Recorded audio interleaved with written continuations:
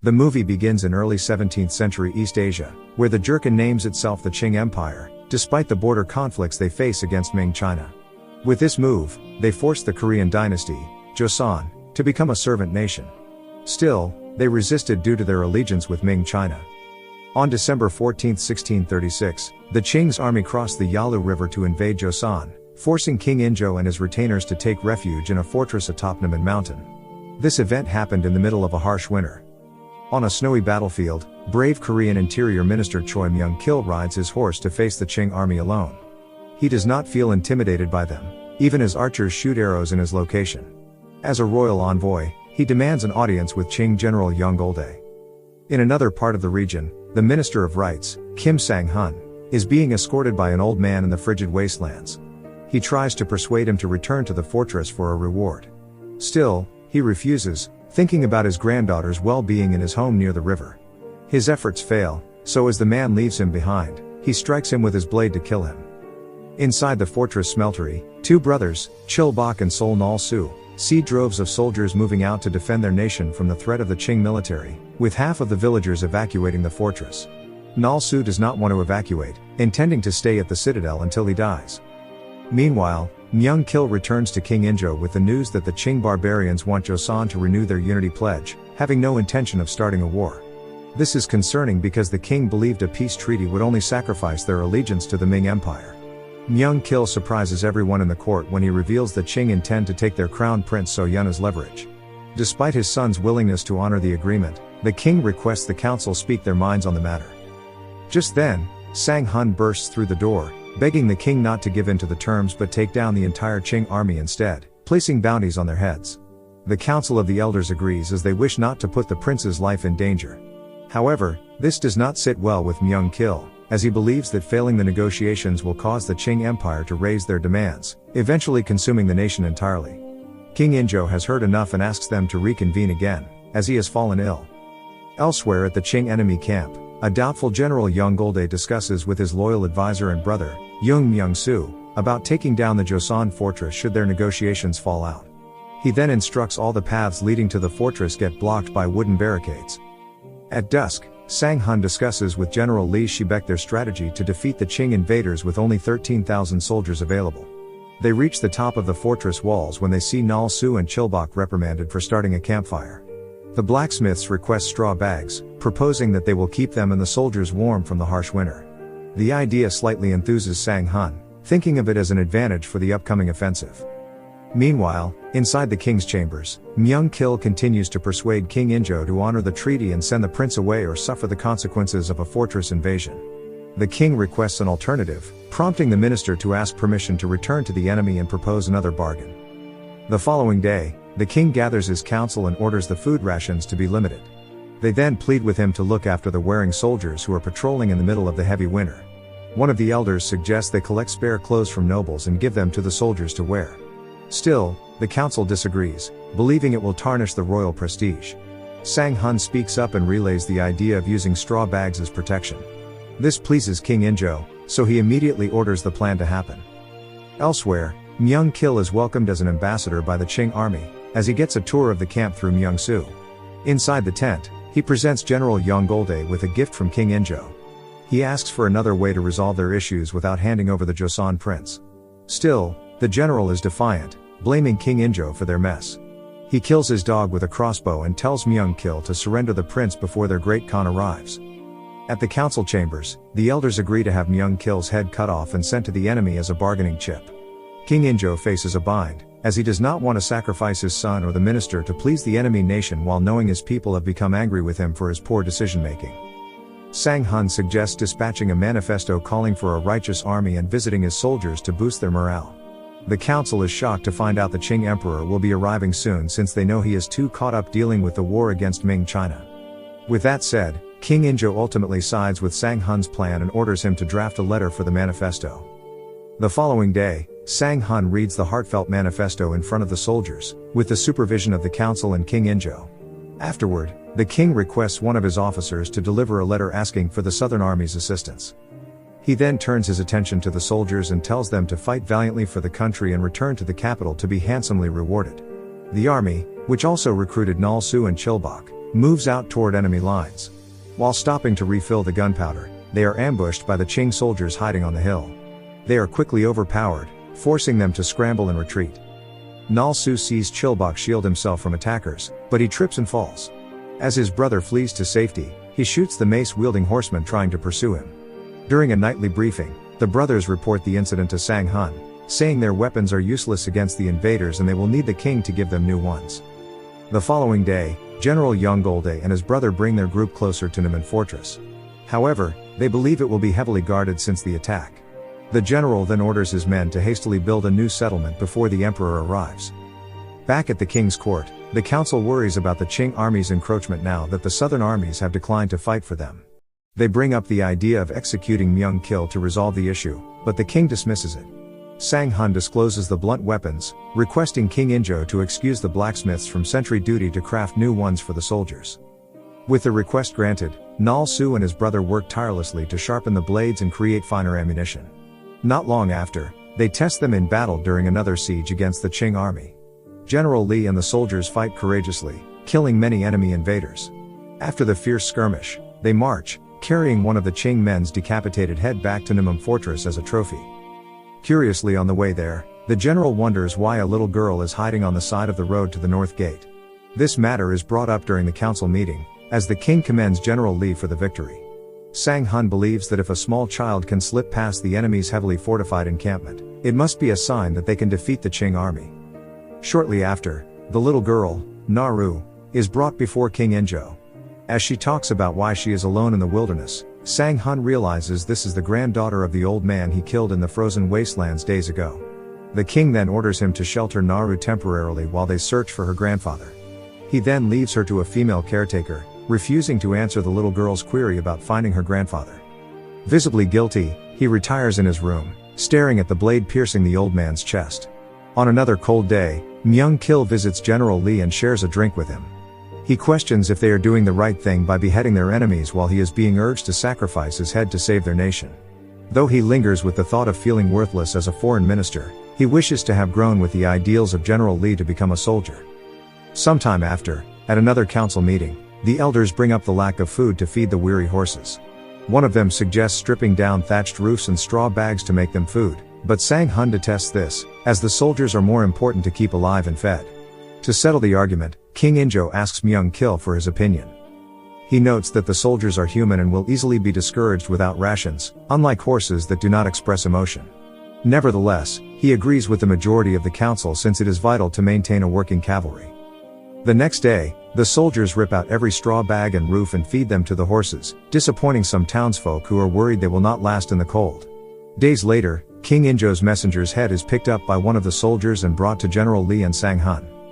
At the chambers, the king realizes the Qing army is becoming more ruthless and worries about sending another man to the southern armies.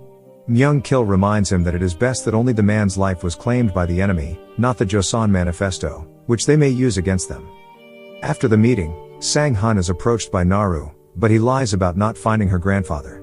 The next day, the king reverses his course of action, ordering the men to kill some weak horses to feed and strengthen the soldiers. At the courtyard, one of the soldiers thanks the council for providing their meals while also fooling around about their plight. The prime minister becomes enraged, ordering his tongue to get cut off. Still, General Li intervenes, with Sang Hun and Myung Kil collectively persuading him to excuse the behavior to gain the soldiers' loyalty in the long run. At another council meeting close to the new year, Myung Kil requests permission to return to the Qing camp to find out if their emperor has arrived while carefully observing the situation there. King Injo agrees but orders the prime minister come along with him. Inside the encampment, the prime minister questions Myung Su for his allegiance to the Qing Empire, knowing he was initially from Joseon. He reveals that he had grown tired of being a laborer for Joseon, as his parents have been serfs for their lords. Later, during the courtesy call, General Yonggolde refuses to accept the gifts brought by the Joseon envoys. They then beg for a meeting with the Qing emperor, but he says the Khan will summon King Injo in due time. Returning to the king's court, Myung Kil reports seeing Qing slaves building ladders for the army long enough to reach the height of the fortress walls. Massive cannons were also seen being made for an upcoming siege, which would coincide with the arrival of the Khan. The council members believe it is time to breach their camp and fight back, but Myung Kil feels they might lose the nation entirely if they don't succeed with their surprise attack. Nevertheless, the Joseon army, led by the Prime Minister, gathered in the morning to move out toward the Qing encampment. General Li suggests letting a scout spy on the area first, but the Prime Minister believes in an all-out offensive. As the drums sound off, the soldiers appear hesitant to advance. Enraged, the Prime Minister executes one of them to force them out. As they cautiously approach the area, they discover that only a deer is left when General Li Dugab fires his arrow. With the enemy seemingly retreating, they advance, destroying the wooden fences. Unfortunately, once they reach an open plain, cannonballs start flying over the army, killing most of the soldiers while others retreat to safety. A horde of cavalry units ran across the battlefield and forcefully breached the Joseon troops' defensive position. The Prime Minister then orders General Li to call in more soldiers. Still, he disobeys, signaling for an immediate retreat instead. Sadly, many of the soldiers get killed by the Qing army on their way back to the fortress, with over 300 recorded dead from the attack. King Injo is devastated and wishes to punish everyone responsible for the massacre. The Prime Minister blames General Li for disobeying the orders. However, Sang Hun implores the king to spare his life, as the soldiers need a leader. Ultimately, King Injo orders the general to administer 30 lashes. At the same time, the fortress commander is executed, and the Prime Minister is replaced by Myung-kil as the commanding general. A few days pass. Sang Hun reports activity in the Southern Army's camp, thanks to a monk who visited recently. With the help of over 10,000 more soldiers, he suggests they can effectively launch a surprise attack at night. After King Injo signs the letter, Sang Hun orders Nal Su to deliver it to the Southern armies, despite his apprehension. Chilbok enters and gets frustrated over the lack of action in providing a safer life inside the fortress, knowing his parents died during the previous war. By morning on the first day of January, a guilt-stricken Sang Hun persuades Naru to eat the soup prepared for him. Simultaneously, far into the Qing encampment, the Khan sees the Joseon Empire perform a yearly ritual in honor of the Ming Emperor. Still, instead of disrupting it, he lets them continue.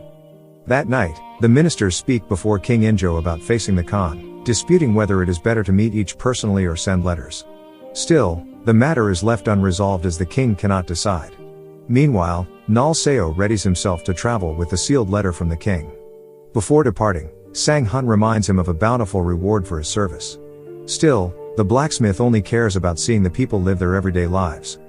As expected, the Qing army tracks down Nal Su to confiscate the letter. Hiding up in a tree at night, he waits patiently for one of the scouts to fall for his trap and stabs him from above. As King Injo receives a threatening letter from the Khan to honor a peace treaty or suffer the consequences of being overthrown, more days pass. He convenes with the council, unsure about what to do next since they still need to wait for reinforcements from the southern armies, depending on Nal Seo's success. In the meantime, he orders Sang Hun to construct a courteous letter telling Khan his wish to continue living, but the minister objects as it goes against his beliefs. With that, Myung-kil volunteers to write the letter himself.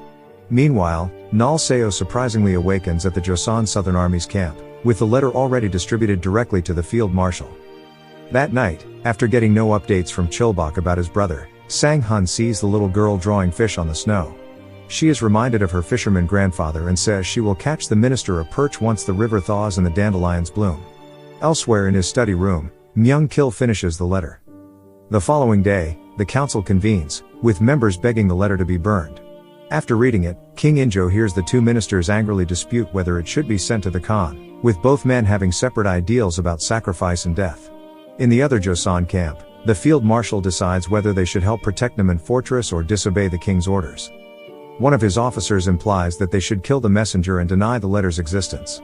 Fortunately, Nal Seo becomes aware of this plan as he lures the officer into a trap and overpowers him before escaping. The officer declares him an enemy scout and orders his men to chase after him.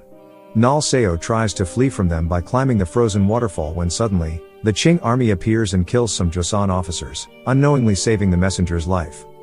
In the king's chambers, Myung-kil readies himself to deliver the letter and be cast out as a traitor by the Joseon people for their survival. He begs King Injo to spare Sang Hun and honor his loyalty. The following day, Nal Seo returns to the camp, seeing it eviscerated. Meanwhile, his brothers and other soldiers are enduring the biting cold while standing guard behind the fortress's walls. Just then, a wave of cannon fire breaches the area, prompting Myung-kil to hastily reach the Qing camp.